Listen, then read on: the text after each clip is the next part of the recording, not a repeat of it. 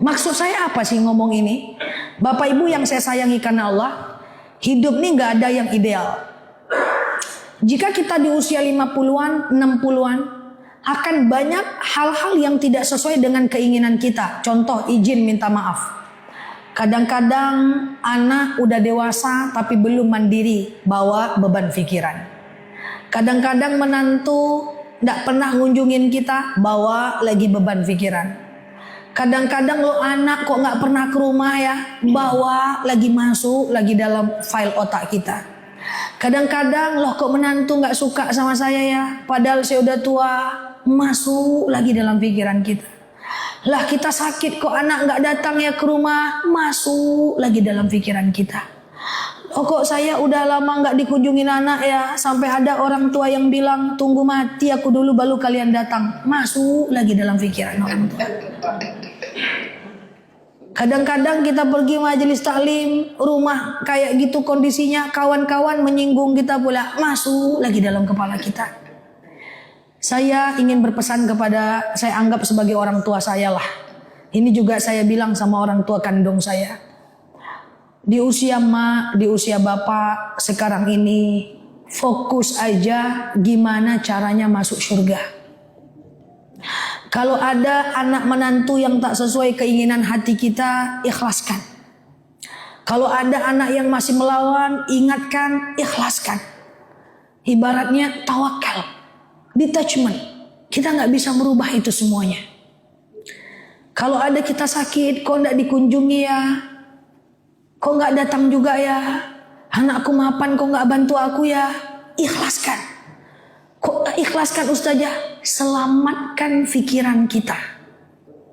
Selamatkan pikiran kita. Hidup ini tidak ideal Bapak Ibu. Saya sangat mengkhawatirkan banyak orang tua yang itu mereka pikirkan.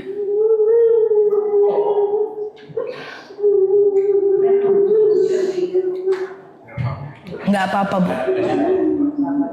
Iya.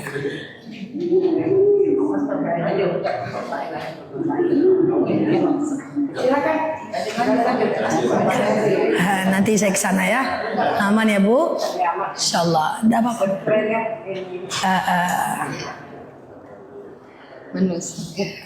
Iya, sabar ya. Aman ya Bu? Oke. Ikhlaskan. Itu karena kalau kita simpan Bu, itu ibarat file yang ada dalam handphone. Nggak penting kita simpan dalam-dalam. Ujung-ujungnya apa? Saya khawatir sekali. Ibu jadi nggak tenang, ibu risau, menung-menung, ingat itu semua. Yang paling saya takutkan kepada orang tua, termasuk mungkin orang tua saya atau ibu semua yang saya anggap sebagai orang tua saya. Akhirnya apa? Ibu-ibu ibadahnya jadi nggak fokus. Ibu-ibu jadi nggak fokus sholatnya, jadi nggak fokus majelis taklimnya. Akhirnya pikiran kita jadi terganggu. Nah, yang saya pengen pesan saya itu yang pertama Bu. Akan banyak hal di luar kondisi kita. Kira-kira Bapak Ibu bisa mengikhlaskan itu semua? Kira-kira Bapak Ibu bisa ikhlaskan itu semua?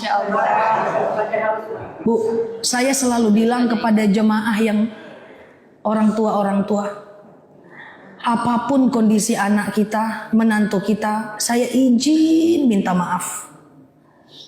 Paksakan diri tetap ridhoi mereka ya.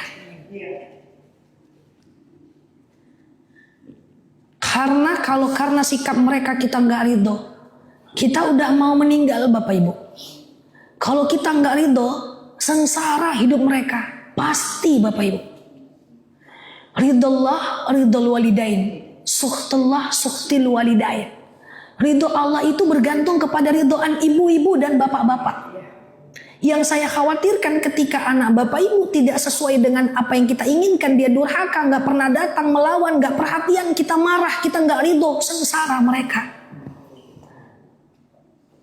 Jadi itu yang saya khawatirkan Bapak Ibu. Jadi nggak apa-apa kalau ibu ada yang menangis, maafin saya. Insya Allah yang saya sampaikan ini, saya rasa ini penting karena sekali-sekali kita bertemu.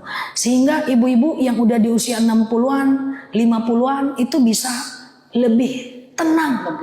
Yang nggak penting itu dikeluarkan. Wah, yang ujian-ujian hidup tuh keluarkan semua dari handphone kita, dari kepala kita. Lalu kita akan lebih tenang. Kalau kita lebih tenang, insya Allah kan kita sebenarnya hidup bisa ya Bapak Ibu ya. Kita kadang-kadang juga nggak berharap anak ya Bapak Ibu ya. Kita masih ada uang secukupnya. Entah kita punya uang pensiun, entah dari kontrakan kita cukup ya. Kadang-kadang pengen sekedar mereka peduli tapi nggak juga gitu kan. Sampai ada orang tua yang ngomong sama saya kalau dia susah saya bantu dia. Kalau dia nggak datang nggak bawa apa-apa saya nggak apa-apa. Yang penting kalau dia susah saya kasih dia uang. Tapi datanglah. Yang lebih saya sedih lagi, kejadian asli dari jemaah saya. Bapak itu orangnya terbelakang banget. Handphone nggak ngerti, handphone zaman dahulu. Sampai dia kira handphonenya rusak. Saking nggak ada anak yang nelpon Pak. Rusak handphone saya nih. Ini penting Bapak Ibu yang saya sayangi karena Allah. Saya tidak bermaksud menggurui. Tapi demi Allah harus kita ikhlaskan itu semua. Tujuannya apa? Kita keluarkan dari dalam hati kita. Gak ada hidup kita yang sempurna. Gak ada. Akan ada kondisi seperti itu. Dan kadang-kadang dia baik sama kita, tapi sesama dia bertengkar. Adik-beradik bertengkar. Pusing juga kita. Nah itu dikeluarkan. Insya Allah kalau kita udah merawat anak dengan baik, udah merawat mereka dengan baik, itu udah nggak tanggung jawab kita lagi kok. Pada akhirnya Bapak Ibu, di akhirat kita masing-masing kok Bapak Ibu. Ya selamatkan diri kita, jangan sampai terganggu ibadah kita karena pikiran-pikiran yang seperti itu. Itu kalau saya ngomong ke ibu-ibu. Nah kalau saya ngomong ke anak-anak beda lagi. Kalau mau selamat hidup antum, hanya satu kuncinya. Hormati kedua orang tuamu, maka dunia akan mengikutimu. Jangan harap akan sukses abadi kalau nggak ridho orang tua. Nah sekarang nih yang kita risau tuh anak-anak juga Bapak Ibu. Aduh, saya ini anak muda Bapak Ibu. Saya kadang-kadang ngobrol, temu dengan kawan-kawan Pak, dengan temannya ramah kali Pak. Apa kabar Say? Sehat? Kangen sama kamu Say? Udah lama kita nggak ketemu, kita kan bestie. Ramah betul dengan kawannya. Sama orang tuanya keras-keras suaranya. Tidak semua Bapak Ibu, tapi ini yang saya sayangkan. Karena kalau ada orang yang patut dimuliakan di dunia ini, orang tua dulu. Kalau ada orang yang patut dibayarin di dunia ini, orang tua dulu.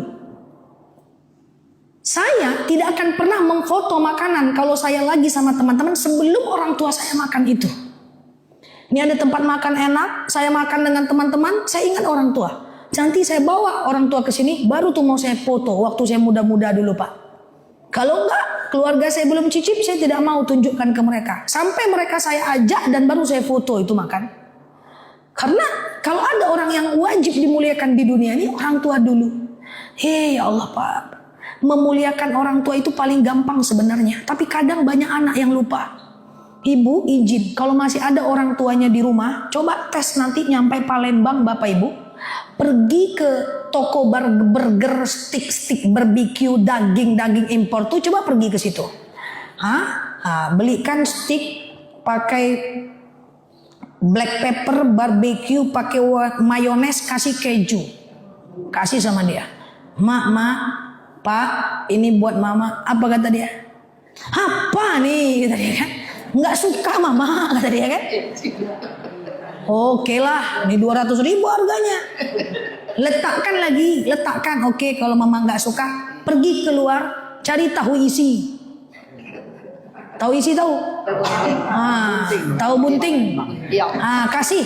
Kalau ini mau Mak, oh ini baru mantap. Lebih mudah mana membahagiakan orang tua daripada membahagiakan istri, daripada membahagiakan anak? Paling gampang membahagiakan orang tua.